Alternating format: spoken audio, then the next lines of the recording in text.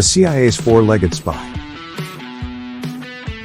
The CIA has a history of costly and embarrassing failures, ranging from the Bay of Pigs tragedy to the false claim that Iraq had weapons of mass destruction. Operation Acoustic Kitty, a real-life program where CIA officers groomed a house cat to become a spy, was one of the most spectacular flops of all time in the 1960s. Is there such thing as an impossible mission? Yes, because it was a complete disaster on every level. Today, we'll look at a moment when the CIA attempted but failed to train a cat to be a spy. But first, make sure you're subscribed to the Could Be Anything channel. Oh, and if that's not enough, let us know what topics you'd like to hear about in the comments section.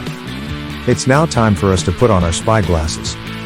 From shooting bombs at hot dog vendors to putting bears in ejector seats, the deployment of a feline double agent was far from the strangest thing that happened during the 45-year nuclear standoff between the US and the USSR. They believed that cat spies, equipped with radio transmitters and microphones, would listen in or covert discussions from windowsills, park benches, or any other unassuming location for a cat.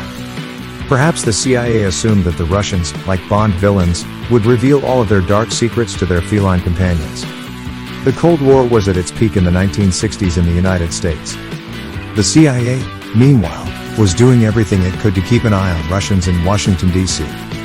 And, given the reality that people do tell their cats some of their deepest secrets, it wasn't the most ridiculous, hairball brain notion. Some cat owners are willing to spend a lot of money on their four-legged pets. The CIA even outspent Karl Lagerfeld when it spent a stunning $10 million on training their whisker-clad espionage hopeful, which is almost $8 million in today's money. The development of the device put in the cat, surgical operations, and training the little feline to comply were among the items on this remarkable vet bill. But don't worry, they merely paid for it with your tax dollars. Who needs roads or healthcare when you can fund a project that sounds like it belongs in a Disney movie from the 1990s? Cats may be skilled at self-grooming and yarn play, but when it comes to spying, the CIA discovered that cats would require surgical upgrades to put their hypothesis to the test. Is that clear? To elevate a typical house cat to the status of a CIA double agent, the CIA chose to implant electronic equipment beneath its furry tiny skin. Details of this catastrophically expensive and Frankenstein-like operation were revealed in a book written by Victor Marchetti, a Cold War CIA operative. They ripped the cat open, placed batteries in him, and wired him up, Marchetti writes in his book, The Wizards of Langley. Antennas were made out of the tail. They created a monster. Bathing is a chore for cats. So it's reasonable to assume that this little fella didn't appreciate being cut open and treated like Inspector Gadget. Cats marched to the beat of their own drum, which did not sit well with the CIA's predetermined spy cat agenda. They discovered that when the cat became hungry during testing and training, it would just wander away. The CIA agents who were teaching it were visibly frustrated by this. But, really, come on. Everyone, including spy cats, has to eat. Because cats can't organize and demand a lunch break anytime they want, the CIA devised a strategy to tackle feline attention deficit disorder by implanting the cat with even more cables. Why do they believe that further mechanizing the cat will make it more cooperative? As previously said, this endeavor was a catastrophic failure from the start. It also didn't require 9 lives, unlike its subject. The experiment method was described by Marchetti to the Telegraph. They put him to the test over and over again. They discovered he would leave the work if he became hungry, so they installed another wire to override this. Inform the diet business that the CIA has figured out how to curb your hunger. Isn't it easier to have wires inserted in your body than counting calories? The transformation of the acoustic kitten from a fun house cat to a sleek and all-powerful CIA operative required far more than your typical spy training movie montage. The cat had a painful, hour-long surgical surgery as part of the extreme spy feline makeover. This is a cat's greatest nightmare when it comes to going to the vet. The surgery involves implanting a microphone in the cat's ear canal and a radio transmitter at the base of its skull, according to Emily Emma's book, Operation Acoustic Kitty. Some people have GPS trackers implanted in their animals. This, on the other hand, takes the entire body alteration idea for home pets to a whole new level. But, hey, at least she could listen to Andrew Lloyd Webber's cats at full power with a radio transmitter at the base of her skull. An antenna wire was also implanted through the rest of the cat's fur during the invasive surgery. And if you believe a cat's fuzzy tail isn't a national security issue, think again. Her story played a crucial role in the process. It improved the signal for recorded talks that were being broadcast. If you're going to the effort of operating on a cat, the very least you could do is provide it with laser eyesight. What a squandered chance. But, hey, if you're in the CIA and you're reading this, feel free to steal our laser cat's invention. While the idea of a cyborg cat spy seemed terrific in principle, the practical reality of a half-cat, half-radio cyborg didn't work out as well as the CIA had anticipated. Despite the fact that the Cold War cat project received millions of dollars and countless hours of scientific creativity, the experiment failed as soon as the first live testing began. After operatives dumped the cat in a park, the CIA screwed the poocher, feline. The aim was for the cat to listen in on a conversation between two guys sitting on a bench while the agents sat nearby in an unmarked surveillance van.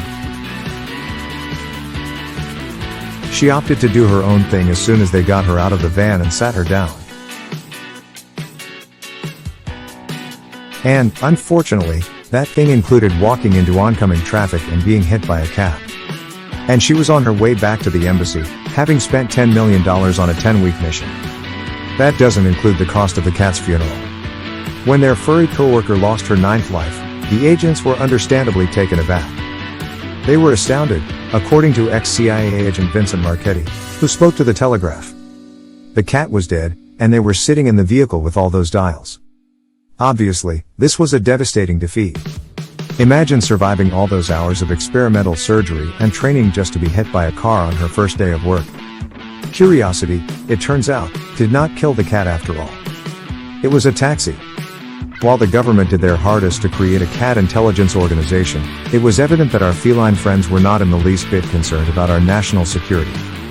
Unfortunately, the CIA only realized this after wasting a lot of money and countless hours training a cat that showed no interest in being a spy. The program came to an end as abruptly as the cat's life had come to an end. Our final evaluation of trained cats convinced us that the program would not lend itself in a practical sense to our extremely specialized demands, the CIA said in a dry and unintentionally humorous memo. To put it another way, you can't train a cat. Sorry, felines. Dogs, on the other hand, are simply better at assisting humans. They can detect dead corpses, sniff for drugs, pretend dead, and convey love without the use of wires in their tails. Cats, on the other hand, can't be bothered to stay in their own yard. However, you never know when a CIA cat agent will be useful. Operation Acoustic Kitty could be revived if the United States ever goes to war with a nation of mice. With all of the secrecy surrounding a spy's life and death, it's no surprise that this story contains numerous points of view. It's even been suggested that our cyborg feline didn't die as swiftly as some have claimed. It's possible that she was merely fired rather than dying on the job. The Acoustic Kitty, according to Robert Wallace, former director of the CIA's Office of Technical Service, never died in a taxicab as portrayed in Marchetti's book. She was actually fired as a result of many unsuccessful test runs. The study came to an end, according to Wallace, because cats are too tough to teach, not because their spy kitty was squished. Wallace tells his side of the tale in the book Beasts of War, about the militarization of animals. The apparatus was removed from the cat, and the cat was resewn a second time, after which it had a long and happy life. This statement, hopefully, is accurate and not just ruses to get PETA off their backs. Despite the fact that Operation Feline was a failure, the US military continues to look to nature for inspiration. Hummingbirds and other little, fluttering insects inspired some of the most cutting-edge micro-drones.